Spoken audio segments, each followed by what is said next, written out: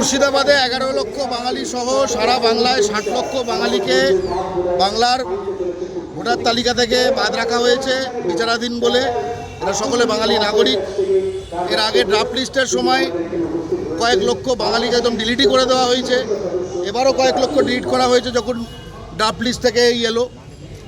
স্পষ্টত বাঙালিদের ধর্ম, বর্ণ, দল নির্বিশেষে বাঙালিদের টার্গেট করে, বাঙালি নাগরিকদের টার্গেট করে পশ্চিমবঙ্গের ভোটার লিস্ট থেকে বার করা হচ্ছে।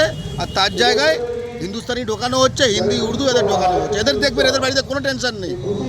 বাঙালির ঘরে টেনশন, বাঙালি কাগজ খুঁজছে, এই করছে, কী হচ্ছে, ভাবছে এই তো জমা দিয়েছিলাম, হলো না কেন, আমার এই আছে, আমার তাই আছে, তার হলো, বাবার হলো, ছেলের হলো। ওদিকে যারা বহিরাগত তাদের বাপের সঙ্গে সন্তানের কিছুই না মিললেও তারা ঢুকে যাচ্ছে। তার মানে এই যে এআই ফেআই বলা হচ্ছে সব ভুয়া কথা। এটা কোনো আর্টিফিশিয়াল ইন্টেলিজেন্স না, এটা অ্যান্টি বেঙ্গলি ইন্টেলিজেন্স, বাঙালি বিরোধী ইন্টেলিজেন্স। বাংলা পক্ষর স্পষ্ট দাবি, এদেশীয় ঘটি হিন্দু বাঙালি, এদেশীয় ঘটি মুসলমান বাঙালি এবং পূর্ববঙ্গ থেকে আগত উদ্বাস্তু হিন্দু বাঙালি, এই 3 গ্রুপের একটা লোককেও বাদ দেওয়া যাবে না। স্পষ্ট কথা, এই 3 গ্রুপের সারা বিশ্বে অনলি ভোটিং এরিয়া হলো পশ্চিমবঙ্গ।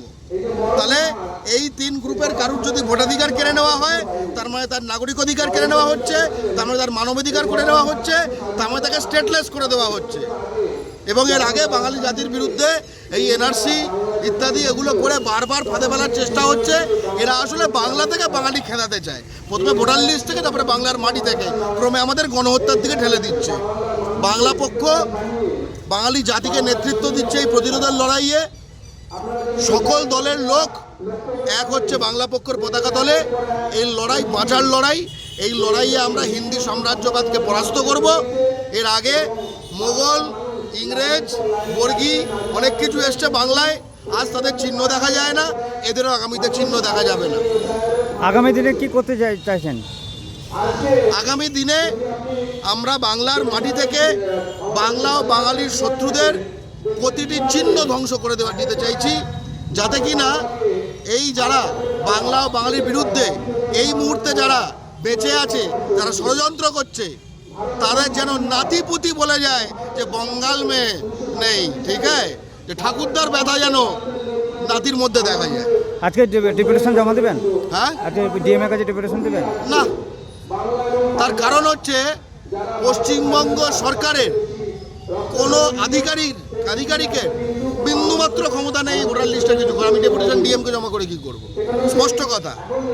এবং এই কারণেই মাথায় রাখতে হবে যে আমাদের ভোটার লিস্ট যে বাঙালির নিয়ন্ত্রণে থাকা লোকেদের দ্বারা নির্ধারিত হচ্ছে না, এটাই বোঝায় যে একটা রাষ্ট্রে যখন ক্ষমতার কেন্দ্রীকরণ হয়, সেটা যাদের বিরুদ্ধে এটা করা হয় তাদের কি ত্রাহি অবস্থা হয়। আর আরেকটা জিনিসও বাঙালিকে মনে করাতে চাই, বাঙালি খুব উদার জাতি, ঠিক আছে? সারা বিশ্বের নানা জিনিস ঘটনা ঘটে। এখন আমেরিকা, ইসরায়েল, ইরান যুদ্ধ চলছে, তাই তো? কেউ বাংলায় ইরানের পক্ষে, কেউ বাংলায় ইসরায়েলের পক্ষে।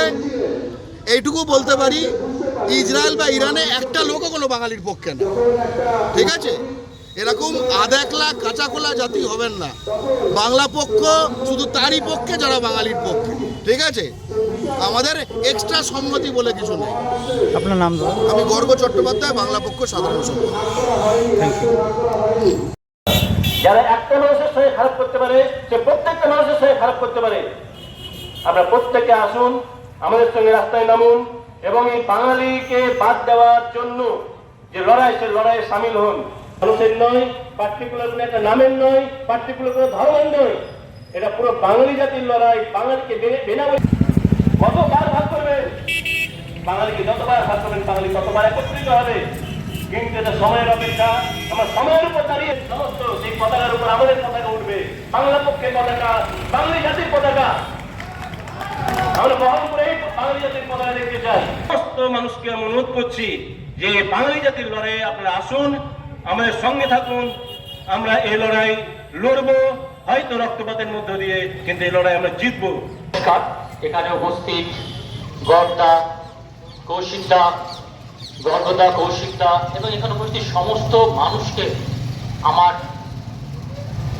যে একটা আমার নাম এই এসআইআরে দেখছি হিয়ারিং লিস্টে দিয়েছে, আমি পেনশন পাচ্ছি, আমি একজন সেন্ট্রাল গভর্নমেন্টের কর্মরত ছেলে, আমার নামও হিয়ারিং লিস্টে এসেছে, আমার বাবার নামও এসেছে। তো হিয়ারিং লিস্টে আমরা পিপিও ফর্ম, যেটাকে পেনশন ফর্ম বলে, পেনশন ফর্ম, আধার, আমার পাসপোর্ট আছে যেটা সেন্ট্রাল গভর্নমেন্টের অফিস থেকে আমাকে দিয়েছে দিয়ে রাখতে।